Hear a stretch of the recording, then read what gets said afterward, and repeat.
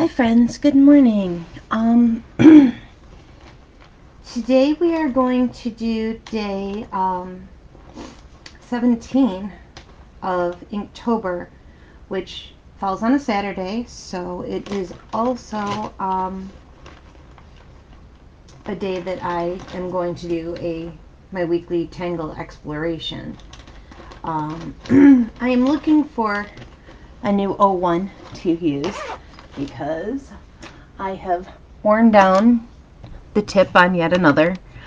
So I can't find one, so I think I'm actually just going to use my 03 this morning or my PN.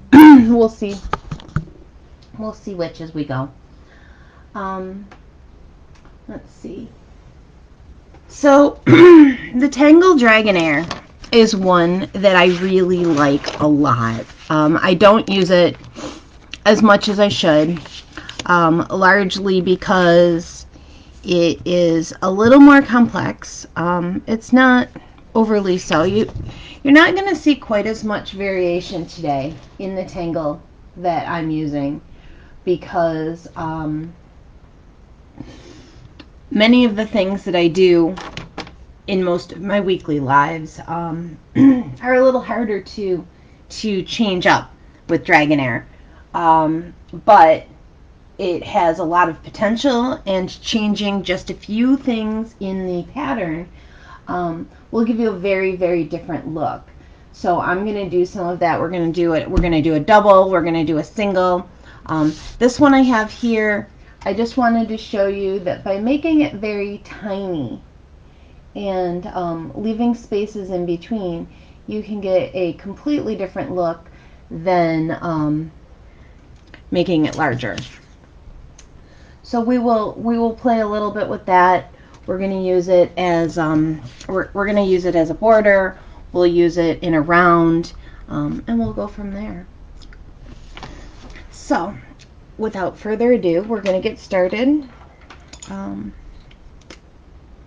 Yeah, so this is my 01. I don't know if you can see it or not, but the tip is completely gone. I've worn it off. I have to dig out my new pack of pens, but I haven't done it yet. I thought I still had one sitting on my desk and I don't know where it went. So we're going to start very simply with our dots and then our string. Dragonaire is a nice organic tangle. I like to use it if I'm doing anything gardening or underwater, things like that. It comes in really, really handy. Good morning, Sue, Sandra, Lisa. Lisa, I got a present from you today. I don't know if you can see it. It's beautiful. Thank you. It was perfect. All right. I am going to go in, and the first thing I'm going to do to draw my Dragonaire is I'm going to draw a curved line. Okay, that is the base of my Dragonaire. Hi Ellen, good morning. So I have this curved line here. We're going to do a double to start, or you know what, we'll do a single first and then we'll come back in and we'll do a double.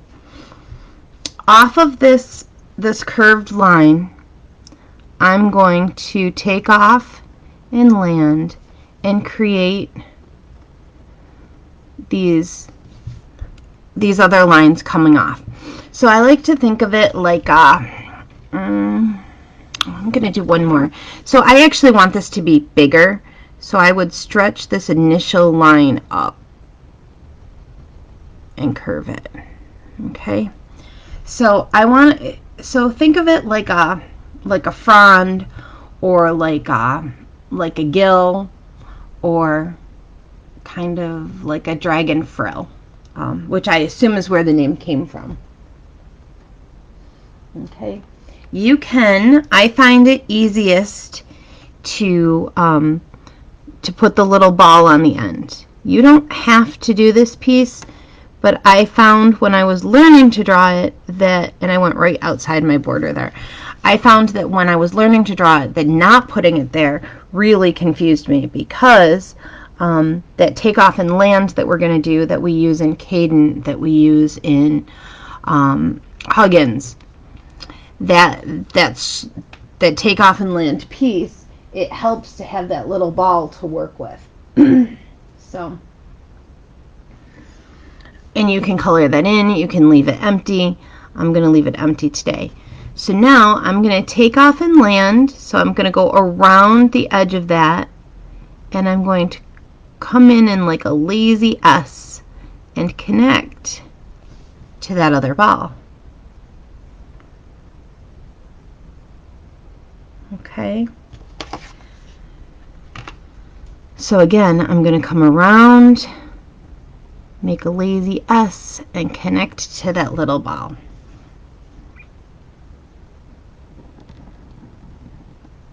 And there we go. So we have that front. Now I find that the shading on this is really, really special. So you can come in, and most of the time I do my shading with my graphite. I am going to show some shading today using hatching and just using my pen, which is another variation for this. But so I just added a little bit of graphite under where they look like they overlap, and I'm softening that lightly.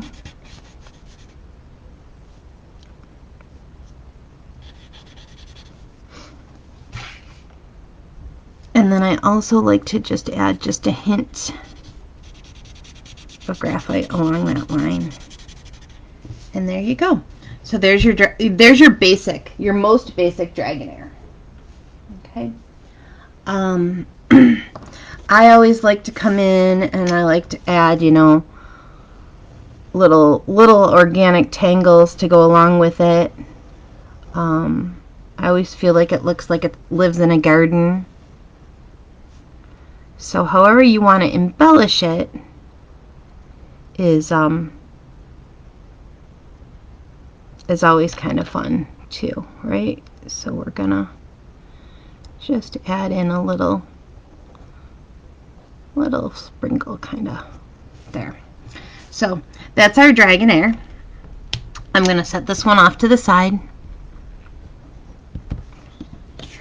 and I'm gonna come in and I'm going to do another. I have my tangle, my eight tangle steps on my desk today, just because it's something that I think we don't talk about enough. That Zentangle is built in key tenets, key pieces of a practice. That gratitude and appreciation, and then our steps, our corner dots, which I do, our border, because limitations, that beauty and elegance of limits. Our string, I rarely use a string in these explorations unless I'm using the pattern as a string, because I find that it limits my choices. But when I'm tangling, like I did in this one, I used a string. I divided this tangle up into various sections, and then I fit my pieces into my string. So I fit my Dragonaire in there as well. Some fandango and some garlic cloves, a little bit of Tripoli, some other stuff too. And then the tangling. You know, the tangling, we come back to that, and our tangling is all about being in the moment and paying attention to that line that we're working on. You've heard me talk about it before, that the shading is where the magic happens. Initial and sign, because you should be proud of your work, and everyone should see what you've created. And then appreciate again. Appreciate what you've made. Appreciate that you've taken the time for yourself. I wanted to bring this up today because I wanted to talk about the gratitude and appreciation piece. In discovering the Tangle community, I'm going to draw a string in here, right? So I'm gonna do my spiral string, or where it's just some curved lines. It's not really a spiral, but they're similar. In discovering Zentangle, I got to meet an entire world of amazing people who have built a wonderful community of friendship and appreciation. And they have not just the CZTs, but my students as well. And they've all been wonderful to me, especially the last week, the last year. So I just want to take a minute and say that I appreciate you all so very, very much. Alright, so here's my string. I'm going to come back to this one in a minute because I actually want to do the double first before I dive into that. I'm still a little scattered,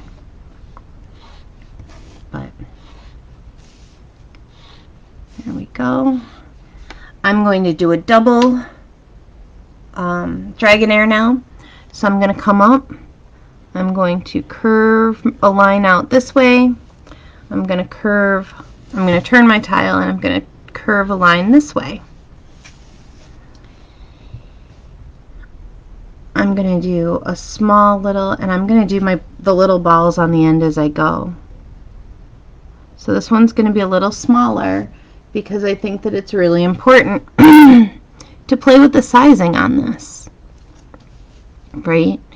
And these reach out further as you go. So like they come out, your lines are, this one's actually going to go right off the page. But they go, this one starts small, this gets comes out a little further. Okay, and then I'm going to do the other side. They do not have to exactly match up, so don't worry if they don't. I like to kind of coordinate them so that they're similar.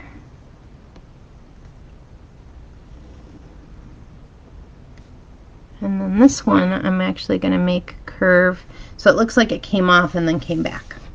Okay. We're going to do the same steps here.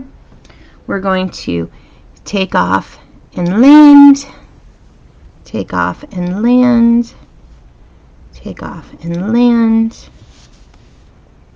So I have these lazy S's all the way up. And then that one I'll just kind of wander off into wherever. Okay, I'm going to do the same on this side. This is where it can get tricky because you kind of have to reverse it, right? But I'm coming around and I'm looping into that other bubble, that other circle. And you can vary these little the shapes that you use for your little ball. You can make them like clear, but open orbs. You can make little beads. You can make them like dewdrops. Okay. So I would then fill the center of this with all kinds of fun and organic tangles like I did here. Okay. But what I wanted to show with this one is I wanted to do a little bit of shading in a different way. So today, instead of using my graphite there, I'm going to put some teeny tiny little dots using my pen. Right? So just a few little dots where I want it to be darker. Some stippling. I don't do a lot of stippling. I find it gets tedious real quick for me, but some people love it and they really enjoy the and what I'm doing is it's just little dots and I'm adding more and I'm adding them closer together where I want it to be darker. But some people really enjoy this. They love the look of it. They find that it's super soothing and it's something that, you know, they maybe hadn't played with before. So I wanted to add this in today. Like I said, I don't do a ton of variations with Dragonaire. So I wanted to give you a couple new things that you could kind of play with. And as you can see, that changes things a little bit. It changes up the look. Yes, Tina, it's very similar to Caden at the edges. It's that same takeoff and land stroke that we use for Caden. We use it in Huggins and several other tangles. It's why I often teach some of these tangles in a certain order when I do a series or something like that with my students. So you can see here by looking at this, you'll see that there's like some grayness now to those areas. It's also nice if you are maybe tangling in a book that might be going to get a lot of use or a lot of handling, and you don't want you don't want your graphite smudging. So you can see how I just added a tiny little bit, a few dots right there, and it's less. So it's less dark, it's less intense shading in that spot. So I want this one to be a little darker right along here. So I'm just adding, more dots closer together. And you can always come back and add more. But I find that this tangle takes really, really well to this type of shading, to this stippling technique. Okay, I'm going to come in and I'm going to add some swirls, just some muka. Nothing super fancy here. Maybe some fescue that I'm going to come right over the edge there. Another one here. And then I'll come back in and I'll color these in.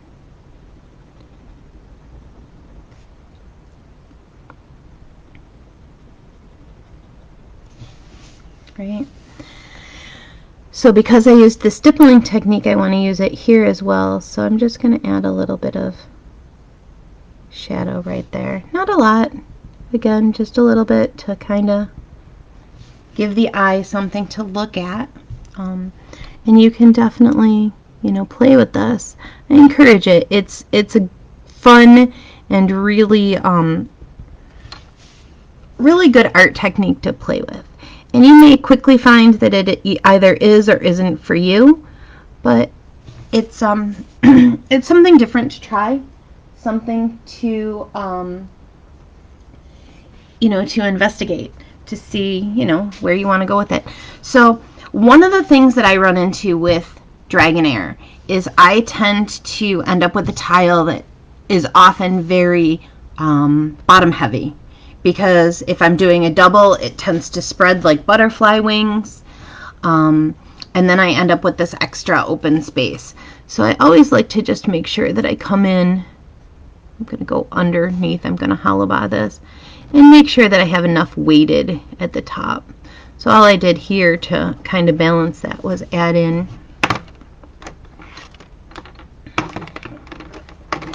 a fairly big fescue. But I'm going to color that in dark so that adds a little more weight to the top there. And then maybe I'll branch it one more time. Right there. And I like that much better. So this is a simple double Dragonaire done with a little bit of stippling instead of graphite shading.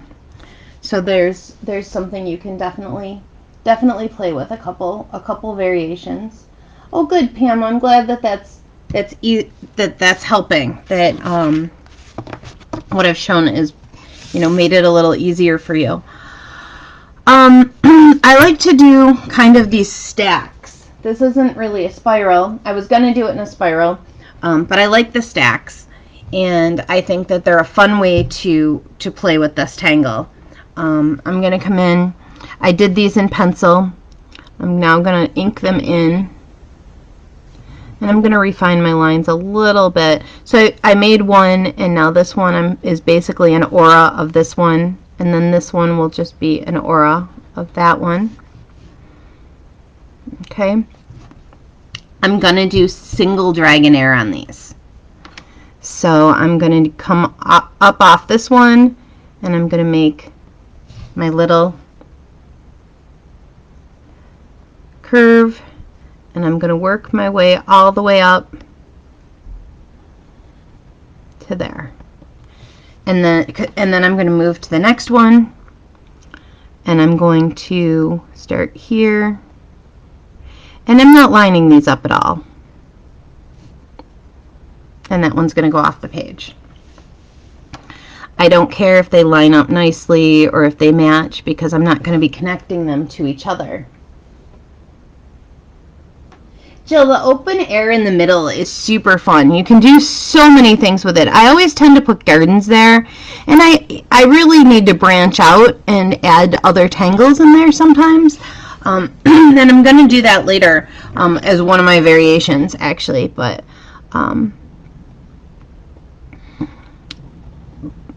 gardens tend to be my go-to.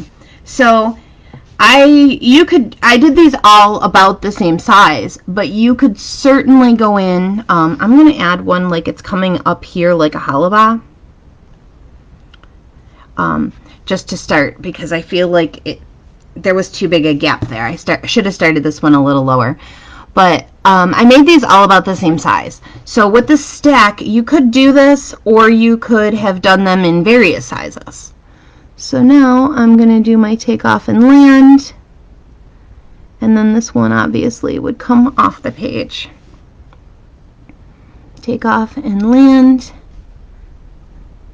my take off and land, and I almost always refine that little ball at the end, right? Take off and land.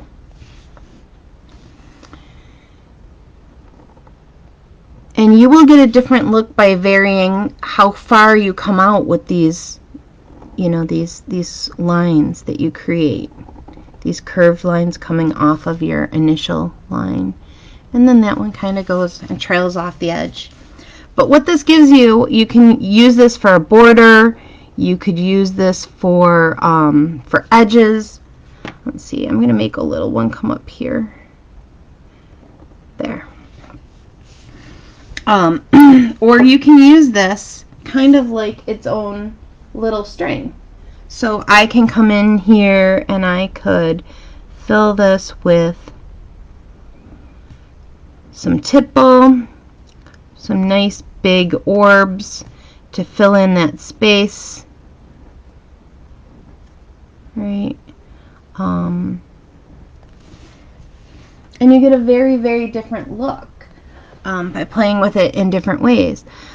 There's a Zentangle book that I saw right when I first started tangling, so probably about, oh goodness, 8 years ago maybe.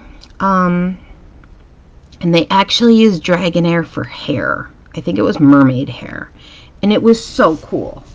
They did a piece of Zentangle inspired art with the Dragonaire as like waves of hair, and it was beautiful. So just because my go-to tends to be to turn it into a garden, I encourage you to play with it and see what kind of cool things you come up with. Okay, so here we have it. You can see how I could use this as a border. I was going to just do a border around the edge, but I thought showing it to you in a stack might, you know, take you out of that mindset of seeing it only one way. Okay, and then I would shade it the same way. But actually, before I do, I want to show you how you can just add some little accents with your pen to give it a little bit more motion. And all I'm doing is I'm orating that line, that curved line that I did. And I'm leaving a little bit of a gap, and then I'm orating it again, and that adds a little bit of dimension to it and a little bit of movement. I'll finish this tile before I do my pattern sheet later, but that should get you a good start on this. If you haven't done if you haven't come and watched my lives before, I usually do a handful of patterns, and then later I'll make a pattern sheet that I put up for you to look at, hopefully to use for ideas. But again, I am just going to kind of highlight where I do my shading. And you can see how you get a lot of dimension, right? Pretty quickly. I am doing mini lives every day at 11:30 for Inktober. And I mention that because before I finish today, I'm actually going to put Dragonaire in my little Inktober journal. But so now we have a double, a single. We have it kind of layered in a border. It makes a lovely little ruffle. Also waves. So I wanted to show you. So that's how I shaded it here, right? I shaded it the same way so it looks like it's underneath. But if you tip your tile, you can also see how this can look like it's indented. How there's like a divot, like a little valley. And by adding some heavier graphite, you can enhance that and really make it look like there's a like this is really dented in, right? So it's kind of pillowy. So just a fun different look to play with there. I wanted to do it in a round for you, okay, because that's a very different look.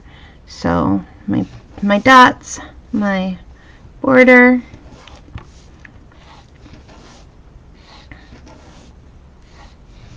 okay. So, my orb, and you can do, if you don't love drawing orbs, I encourage you to maybe mix it up a little bit, and instead of trying to make it perfectly round, you think about trying an oval or something first. So today that's exactly what I'm going to do. I'm just going to kind of sketch in a little bit of an oval with my pencil, and I'm not overthinking this. I'm thinking egg. Right. So I've got that shape there, right? When you draw it in a round, one of the things to keep in mind is that you're not going to be, you're not going to be working from small to big as you go. So you're either going to make them about the same size, or you're going to vary them, maybe tall, short, something like that. So today that's what I'm going to do. I'm going to alternate them. I am going to do cross-hatching, Sandra. I'm actually going to do it on this one. So and you do it similar to the stippling, but cross-hatching is kind of its own little animal. So I'll dive into that in a minute. I'm going to do. So now I'm going to ink in my oval, right? And you can see it's definitely far from perfect. I always think of my rounder shapes as, squishy soap bubbles that kind of do all kinds of things. So I want to create my swoops, right? These, and that's exactly how I think of them. I think of them as swoops. I want these to go around, so I'm doing one that's a little further out and a shorter one, and I'm going to do that all the way around. So these are just like little fescues. A little one, and then a taller one, and then a little one, and then a taller one. And you can make these all the same size if you wanted to.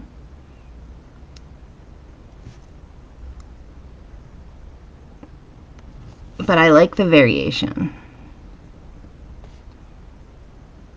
And you can see I'm kind of following this line and then bringing it up. So I'm not just drawing it straight out. I kind of want that curve. So a little one, and then a bigger one. So follow that line, bring it up. Follow that line and bring it up. And I'm keeping them about the same distance apart. But I'm not stressing over that. Like if it's not exactly, it's okay. Tangling is very much a, I don't want to say good enough, but in the moment, you know, draw what's working. You don't have to overthink it. Okay, so now I'm going to connect these. So I'm going to pick one. I'm going to start right here, and I'm going to do that take off and land. And then I'm going to do that take off and land. So you can see how, you know, making them shorter and then longer gives me this kind of curvy, swirly little pattern. So around and then in, around and then under, around and under. Okay, so this is giving us kind of, it looks like an ornate mirror or a flower. Sunshine, this would make a really cool sunshine. Okay, when I was little, I wanted to go into fashion design, which for those of you that know me, know that I have no sense of style.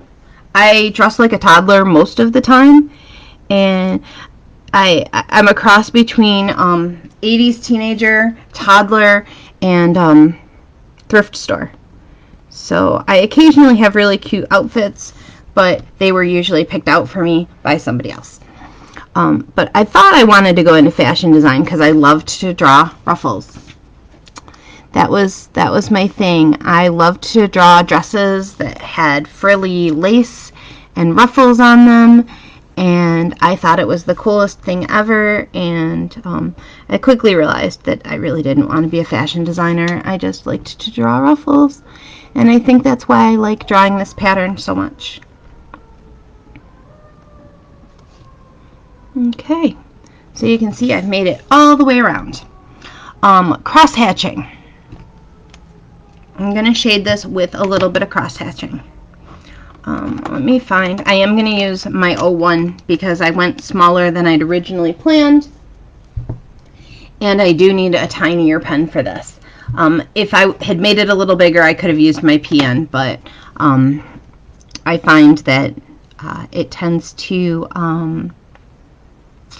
I tend to get in my own way. So cross-hatching is a way of shading using little lines, right? And they actually are crossed. So let me demo it with a bigger pen. So I'm drawing these lines, and then I'm coming in and I'm literally going across them with my pen as many times as I need to get the shade of darkness that I want. So much like the stippling I used earlier, right? So sometimes it's really light, and sometimes by adding a lot of little lines, and they can go in all different directions. They do not have to go just crisscross. Okay, so you know, you could start like this, and then you could go across like this, and then say, oh, I want that darker. So then you can kind of come in at a diagonal as well. And if that's still not dark enough, you can come in again like that, right? So you get these fine kind of mesh lines that are going to create your shading. So now, like I said, I'm going to come back to this teeny tiny 01 that has seen better days, but I'm going to do my cross hatching. So I'm going to come in and I'm going to add some little lines going in one direction underneath all these little spots where I wanted it to look like it's overlapping. So, and all these really are just some teeny tiny vertical lines to start with, right? So again, tiny, tiny, tiny little lines, right?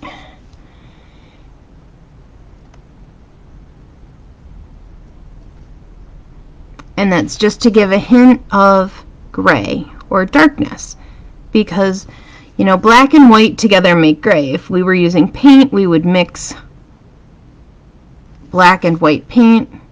What we're doing is we are having our eye do the mixing on the page. So I don't need a ton of lines here. I don't need them to be super, super heavy, because I just want those little hints of gray, right? And I'm doing that along this edge. Okay. Now, if I wanted a darker spot, like maybe I wanted dark right along this edge, right along here. So what I'm doing is I'm making some little lines and then I'm crisscrossing them. So I'm just putting teeny tiny little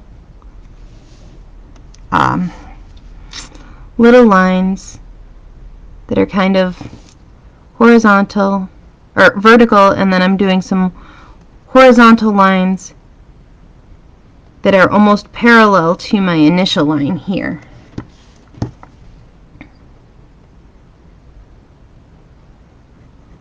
And I would do that all the way around.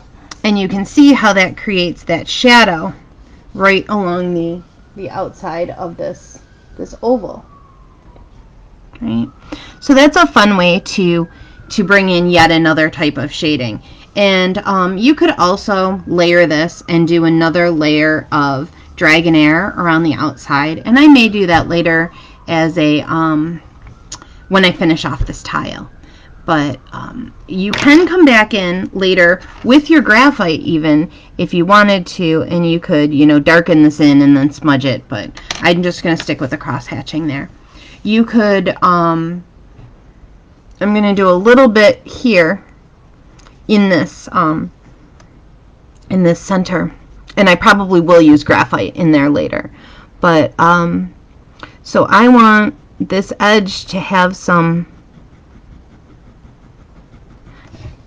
to look like I have a shadow there, right? Because if you draw an orb, you always have that darkness on one side. So I'm adding little lines to add that shadow. And I tend to use little quick strokes. Shorter strokes where I want less, longer strokes where I want more. And I always go very lightly, and then I come back and I go in the opposite direction with my pen anywhere I want to darken it.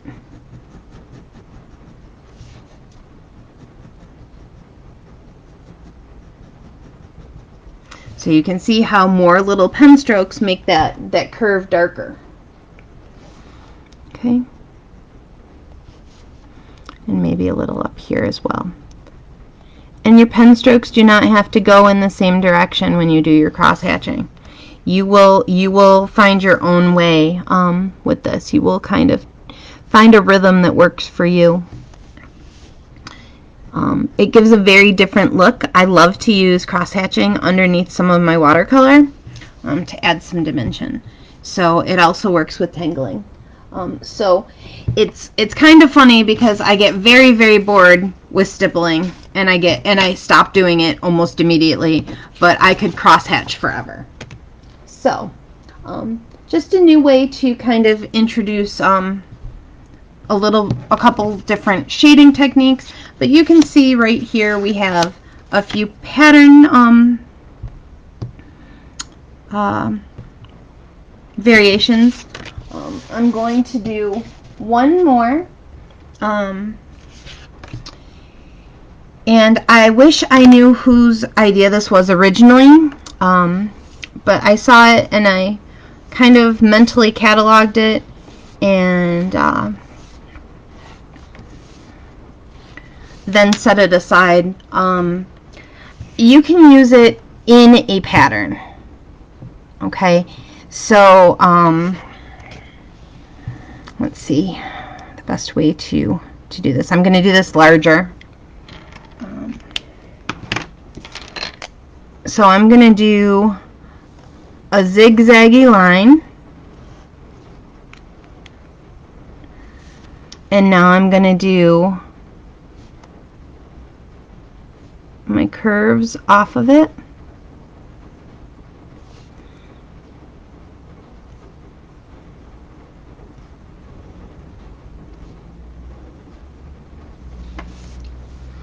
And then I'm going to connect my Dragonaire.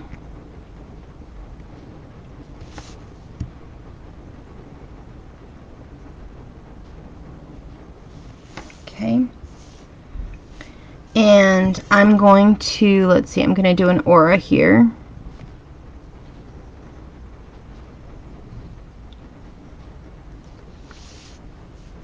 And then I'm going to go in the opposite direction. Let's see, hold on. There we go.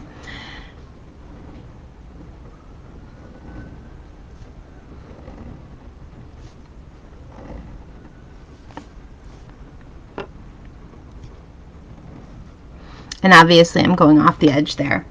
But I'm going to connect these.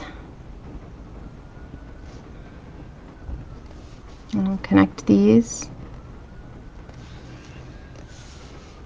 And then I'm going to put other patterns in. So I'm going to treat this like I would if this was Fandango. So I'm going to put in my curved little fan shapes behind that. Tip this and bring this down. But it gives you a way of mixing your patterns together, right? In a way that maybe you hadn't thought of before. That you can use Dragonaire or really any tangle as a component piece to another tangle, so that you have, you know, something that looks really new. And then you would come in and you would shade wherever you wanted to make stand out. So I would add some shading here and here, and flip it, add a little bit there and maybe there. And then you would just let the magic happen, right? So you've got all these little like wings over these little bubbles. Okay, so there's some ideas for you to play with this week. I would love to see what you do with these. Before we're done, I am going to come in and I'm going to do my Inktober journal, because I have been doing this live pretty much every day. I do still owe you a couple of catch-ups from last week when I lost my mom, but I will get to those, I promise. I owe you Henadrum and Caden. I have not forgotten. I'm going to come in right here. I have this curved piece right here. And this one calls out to me to use this curved line. So I am going to ink it in. And most of the time I don't ink in these lines. But this one I thought really called for it. So I'm going to make my curve to here. And then this one is going to come up to there. This one I'm going to curve to there. And I'm just going to add these in all the way up. So I'm going to leave this one in a little ball. It's almost straight. And now I'll come in with my pen and I'll do my takeoff and land all the way up. One way that you can do this that I did not demonstrate is to kind of make them face each other. So you have one curved line that goes this way and one curved line that goes this way, and then you have your curves on the inside, kind of like a clamshell or something like that. And I did not demonstrate that, but that's another fun way to play with this. So I'm going to come in, I'm going to add my shading.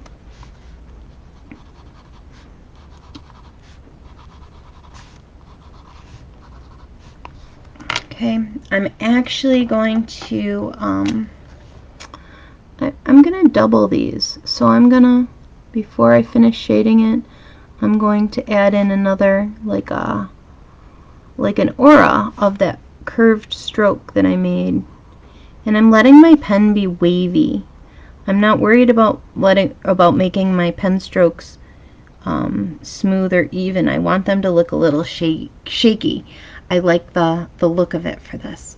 So I've added those in. I'm going to try and keep that stripe very clean when I do my shading. And I'm going kind of heavy on my graphite, because it gives it a more dramatic look.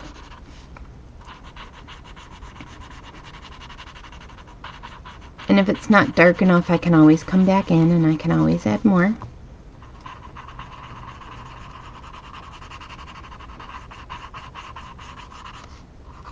And I could add cross-hatching, or I could add stippling in here if I wanted to, or some little penwork lines. So maybe I wanted to do something like this from each corner to give it a little bit more movement. And there you go.